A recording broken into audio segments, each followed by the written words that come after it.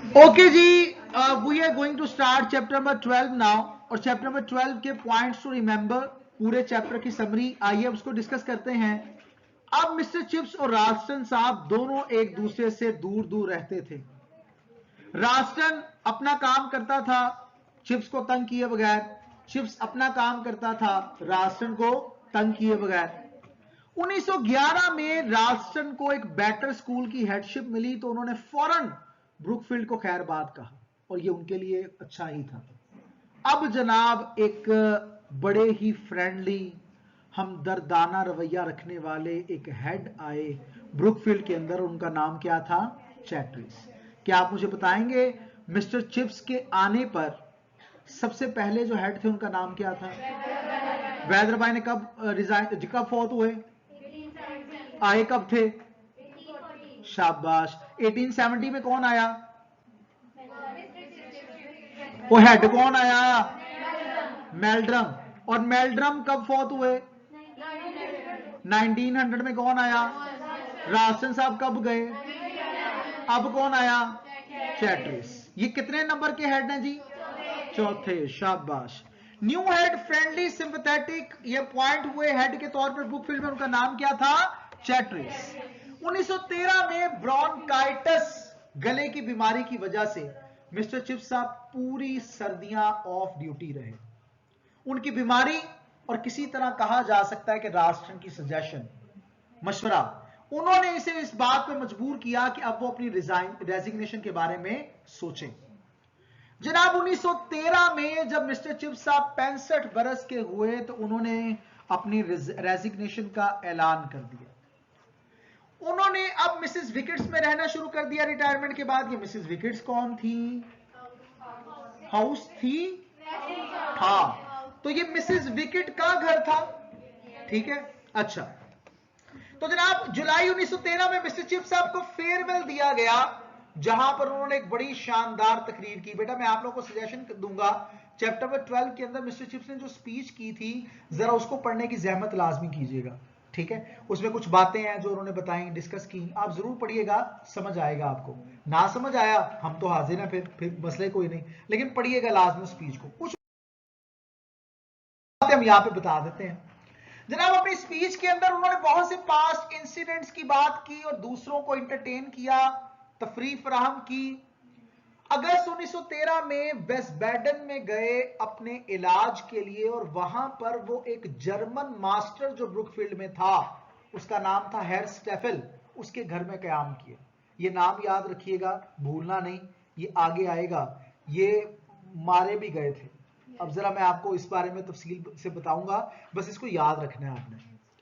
सितंबर 1913 में वो Mrs wicket वापस आए और न्यू मास्टर्स और स्टूडेंट्स को चाय पे मधु करने का सिलसिला शुरू किया। 1914 में मिस्टर चिप्स साहब ने again end of term dinner जो था ब्रुकफील्ड का, उसको जो है वो अटेंड किया। आइए अब इससे मुताल्लिक हम क्वेश्चन आंसर्स को देखते हैं। तो क्वेश्चन सबसे पहला हमारे पास ये रहा, कब और क्यों राल्स्टन ने ब्रुकफील्ड को छोड़ा? 1911 में राल्स्टन ने ब्रुकफील्ड को छोड़ा, जो उनके लिए बेहतर था। उन्हें हेडशिप मिली एक बेटर स्कूल की, और राल्स्टन, इसमें कोई शक नहीं, ये काबिल थे, साइंस टीचर थे, लेकिन जनाब वो चिप्स को एतमाद में नहीं ले सके। चिप्स का स्ट्रॉन्ग प्रेशर ग्रुप था ब्रुकफील्ड के अंदर। नेक्स्ट क्वेश्चन, जो कि आपके पास पेपर में 5 टाइम्स आ चुका, और ये सवाल हमने पहले भी पढ़ा है अगर आपको याद हो तो।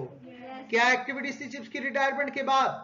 कहां पर सेटल किए और रिटायरमेंट के बाद? इन तमाम सवालों का जवाब ये ही रहेगा, मिसेस विकेट्स में सेटल किया इन्होंने, और ये अपनी रिकोलेक्शंस, यादों का रिकॉर्ड बनाते थे, न्यू ब्रुकफील्डियन डायरेक्टरी पर काम करते थे, मुख्तलिफ मौके पर आर्टिकल्स लिखते थे, टाइम्स अखबार पढ़ते थे, वो बॉयज और टीचर्स को इंटरटेन करते थे चाय और बिस्किट्स के साथ। और जनाब मिस्टर चिप्स साहब ने कब और क्यों रिटायरमेंट दी, बताइए। 1913 में क्या हुआ, क्यों डिसाइड किया उन्होंने रिटायरमेंट का? ये 2011 और 15 में सवाल आया।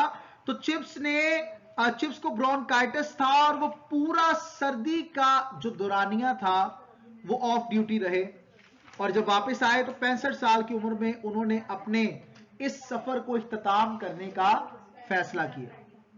नेक्स्ट बढ़ते हैं और नेक्स्ट क्वेश्चन की तरफ आते हैं, जो हमारे पास कुछ यूं रहेगा कि आप 3 दफा आया 17, 18, 19, 3 साल मुसलसल। फेयरवेल स्पीच की बात कीजिए, चिप्स की फेयरवेल स्पीच क्या थी, फीचर्स क्या थे उसकी फेयरवेल स्पीच के, कुछ टिप्स बताइए स्पीच में फेयरवेल पार्टी के, जरा उस कैप्टन के बारे में बताइए, स्कूल कैप्टन जो मिस्टर चिप्स ने, जिसका आपने स्कूल के चिप्स ने अपनी स्पीच के अंदर डिस्कशन किया। हुआ क्या था, एक लड़के को मिस्टर चिप्स साहब ने लैटिन ट्रांसलेशन के 1 नंबर दिए 10 में से, 10 में से 1 नंबर। उसके वालिद साहब ने क्या किया कि उस 1 नंबर को 7 कर दिया। ठीक है, तो उसे कहते जी कैप्टन ऑफ एग्जैजरेशन, हद से तजावुज करने वाले स्कूल कैप्टन, ये वो बात कहते थे। आंसर, उन्होंने एक बड़ी ही यादगार तकरीर की फेयरवेल पार्टी पर।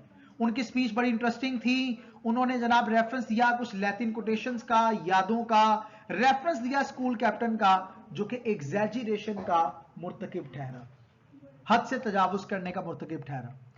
नेक्स्ट क्वेश्चन हमारे पास कुछ हो रहा है जो 2022 में आया कि मिस्टर चिप्स साहब 1913 में कहां गए और क्यों गए। हमने पढ़ा कहां गए थे, कहां गए थे, हैरिस चैपल के पास वेस्ट बैडन में। तो आइए पढ़ते हैं।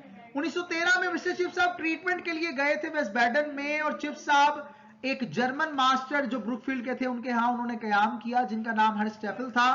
दोनों फ्रेंडली थे, एक दूसरे से बातचीत की। सितंबर में वो वापस आए और अपने आप को ज्यादा स्ट्रॉन्गर और फिटर महसूस किया। स्ट्रॉन्गर, मजबूत, फिटर, ज्यादा तंदुरुस्त। और उनकी ख्वाहिश थी कि काश उन्होंने रिजाइन ना दिया होता। That's all from chapter number 12।